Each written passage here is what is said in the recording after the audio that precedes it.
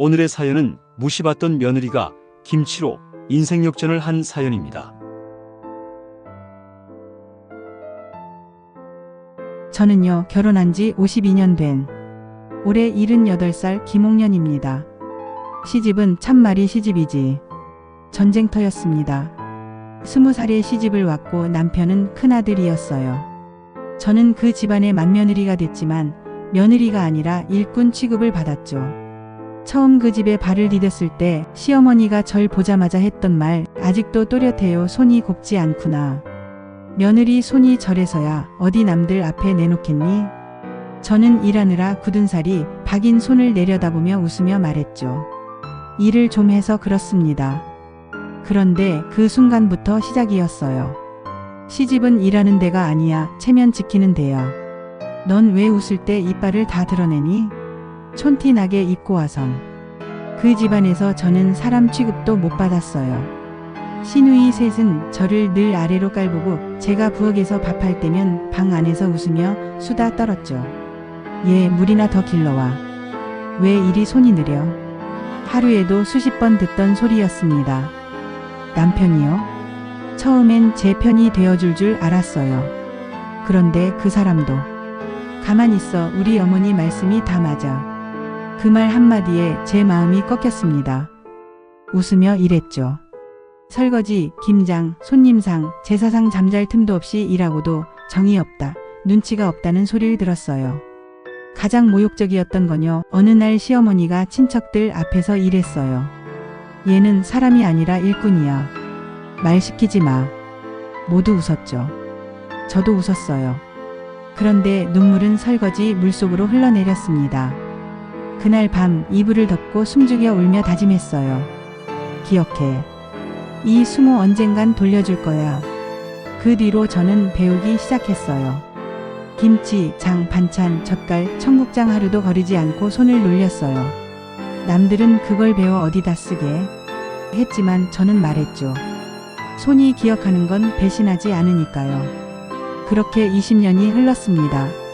남편은 점점 병약해졌고 일은 더 많아졌지만 시댁 식구들은 여전히 절 사람으로 보지 않았습니다. 설마 했지만 제가 틀렸더군요. 그러던 어느 날 남편이 쓰러졌고 시댁은 저를 밀어냈어요. 이제 내가 알아서 살아. 우린 못 봐줘. 짐을 싸서 나왔어요. 그때 나이 49. 빈손으로 시장 구석에 자리를 펴고 열무김치 한 포기, 오이지 몇 개를 팔기 시작했어요.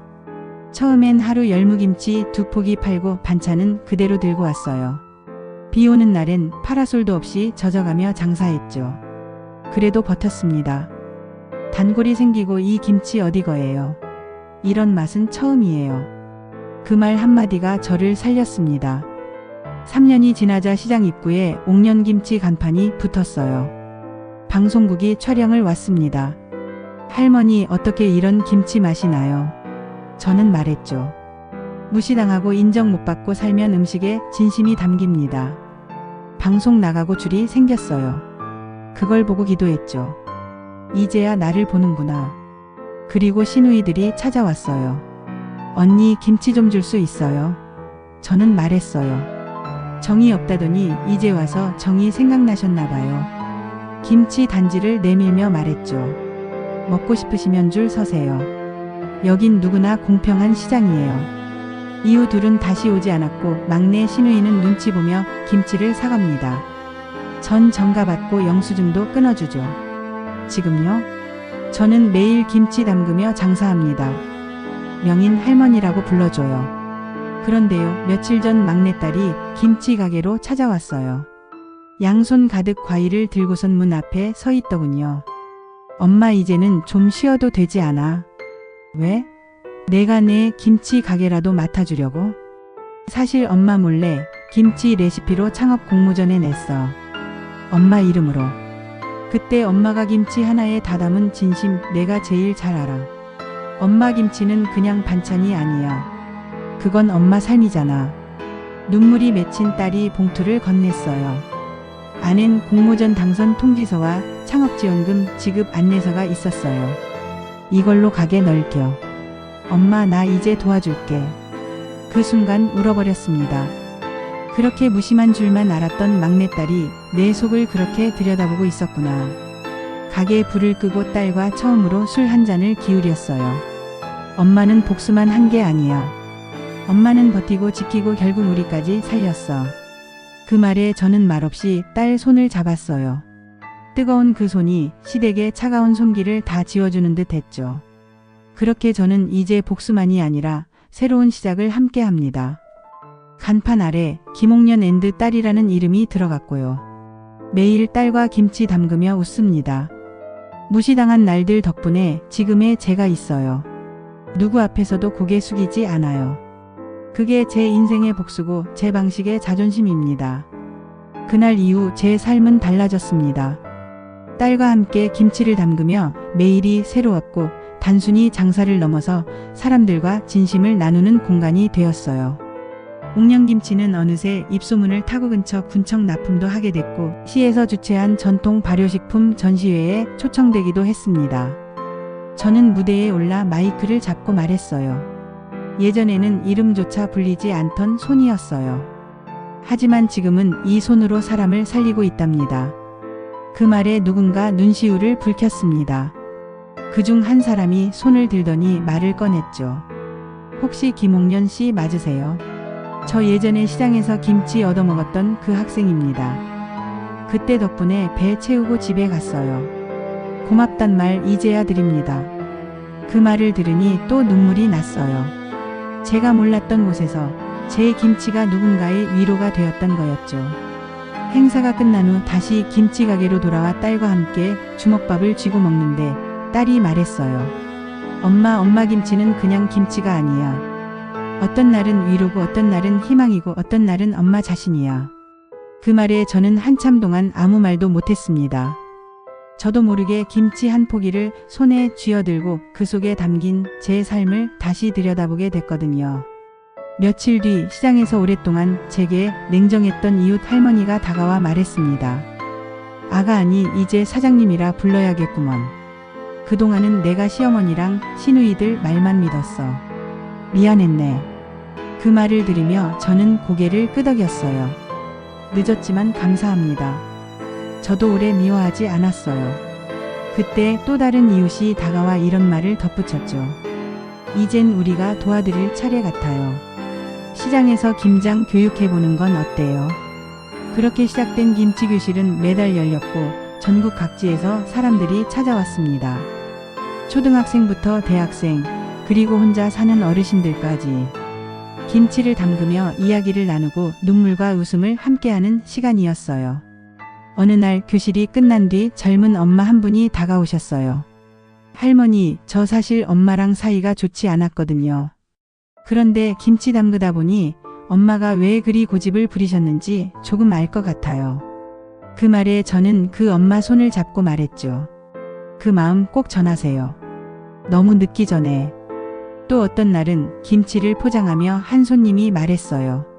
이 김치는 무슨 맛이냐고요? 사람이 버텨온 맛이요. 그날 밤 딸과 함께 앉아 옛날 앨범을 펼쳤습니다.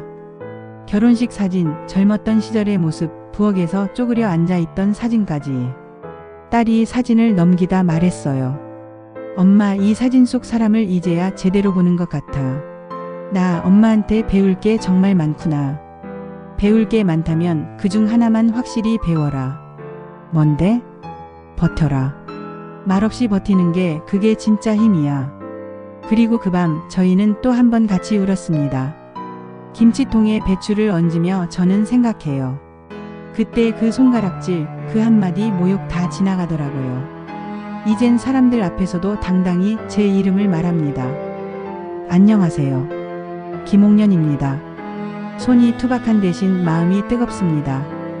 그리고 김치통 하나하나에 손편지를 담아 보냅니다.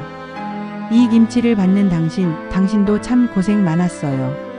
오늘도 잘 버텨줘서 고맙습니다. 이야기는 여기까지지만 김치는 그리고 제 삶은 계속 익어갑니다. 그 이후에도 제 삶은 멈추지 않았습니다. 어느 날은 중학교에서 연락이 왔어요. 진로 체험 강사로 초대하고 싶다는 연락이었죠. 저 같은 늙은이가 무슨 진로냐고 처음엔 웃었지만 딸이 진지하게 말했어요. 엄마처럼 고생하고도 웃는 사람이 아이들한텐 진짜 선생님이야. 그 말에 마음을 고쳐먹고 갔어요. 앞에 앉은 중학생들 눈망울이 참 맑더군요. 여러분, 손이 투박하다고 놀림받았던 여자가 지금은 김치로 사람들 마음을 살리고 있어요.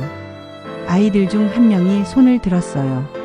할머니, 제 손도 뚱뚱하고 못생겼는데요. 저도 나중에 잘할 수 있을까요? 그 아이 손을 꼭 잡아주며 말했어요.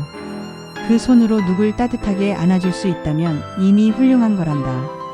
그날 아이들한테 받은 감사 편지엔 이렇게 적혀 있었어요. 할머니 김치는 김치보다 더 깊었어요. 저도 진심을 담은 사람이 되고 싶어요. 또 한 번 눈물이 핑 돌았습니다. 누가 알았을까요? 시댁 부엌에서 몰래 울던 내가 이렇게 누군가의 멘토가 될 줄은. 가끔은 이런 생각도 해요. 내 인생이 너무 늦게 피어난 건 아닐까? 그런데 곧 스스로 대답하죠. 아니야, 피는 시기가 아니라 피어난 자체가 중요하지. 지금은 외국에서 살던 큰딸도 들어와 도와주고 있어요. 김치 인터넷 판매 사이트도 만들어주고 유튜브도 찍자며 매일 아이디어를 내놔요. 엄마, 브이로그 어때? 옥년김치 하루 일상. 그게 뭔데? 카메라 앞에서 말하는 거야. 엄마 이야기 나만 듣기 아까워. 처음엔 부끄러워서 도망쳤지만 어느 날 정말 카메라 앞에 섰어요. 여러분, 김치를 담글 땐 마음부터 다져야 해요. 억울한 사람, 아픈 사람, 외로운 사람 다 김치 맛에 들어가거든요. 그 영상이 올라간 날 수천 개의 댓글이 달렸어요. 할머니 목소리에 울었습니다.